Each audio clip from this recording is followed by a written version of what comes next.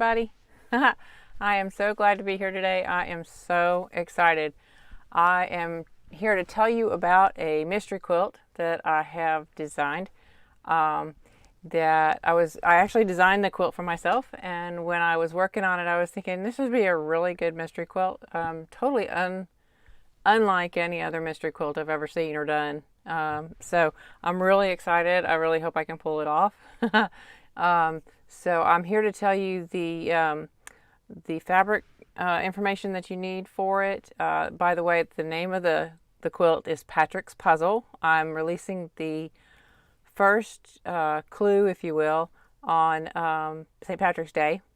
And the quilt actually works up a lot like a puzzle. So if you like puzzles, especially like jigsaw puzzles, things like that, you're going to love this quilt.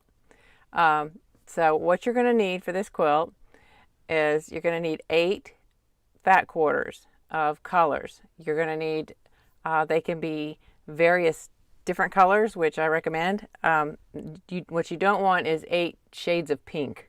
Okay, you're going to want, I'll show you what I did for the sample quilt. I did these colors, I just grabbed these. Now this right here is my background. I'll tell you how much you need of that in a minute.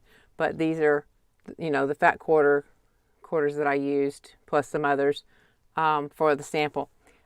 So see how different they are? Totally different colors. So you're going to need a fat quarter of each of those. That's what makes it good for scraps. So you can pull out, if you have a fat quarter scraps, that would be great. Then you're going to need, for the background fabric, you're going to need 2 3/4 yard of something light. That blue that I just showed you, that was as dark as I would go. You want something light so that your colors will pop, will stand out. And you need that background to be all the same. So that's the only real yardage you need for this quilt.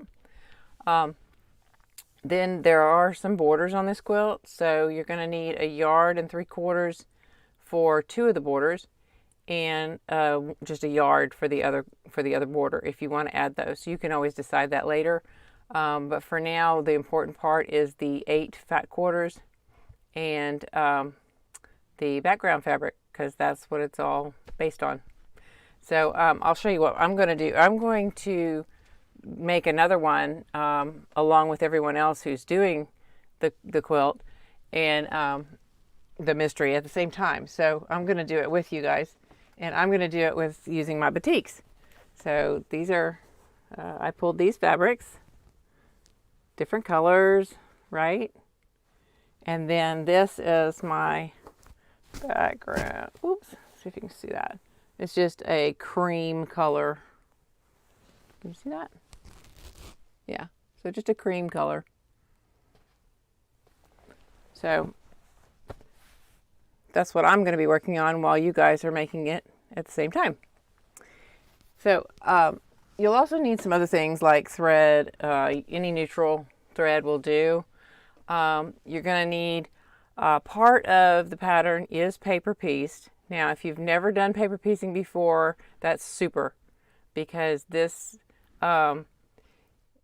pattern has huge paper pieced pieces. So if you want to learn how to paper piece, this is a great way to do it. This is a wonderful pattern to learn on.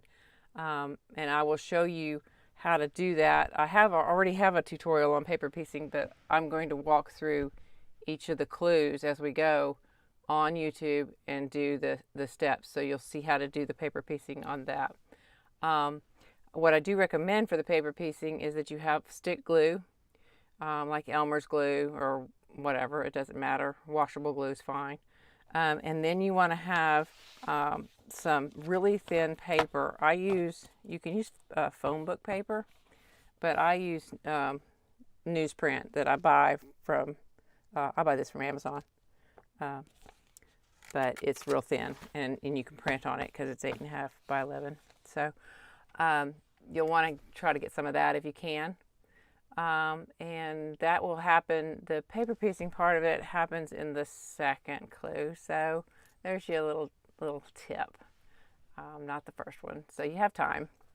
We have about 2 weeks before we start, and another week before you'll be paper piecing. So there you go. I really hope I didn't leave anything out. If you have any questions at all, or you want to go to get in on to see everyone else's quilts that they're making, go to the Facebook scrap quilting group. It's called Scrap Quilting. Just search for it on Facebook and ask to join, and that's where I'm hosting it. So I really, really, really hope you guys enjoy it. I have gone over it a billion times. I'm really excited and I'm really nervous. So hopefully we'll get through this. Let me know in the comments if you have any questions, or if you have any anything that I didn't mention. Just let me know and I'll let you know. That's it, I think. Until next time, thanks for watching, and I will put this information on my blog as well, so you'll have it, and it's also in the description below. If you subscribe, if you click the subscribe button, then you won't miss the clues. When I go live with the clues, you'll be told about it, notified. So thanks for watching, and we will see you later.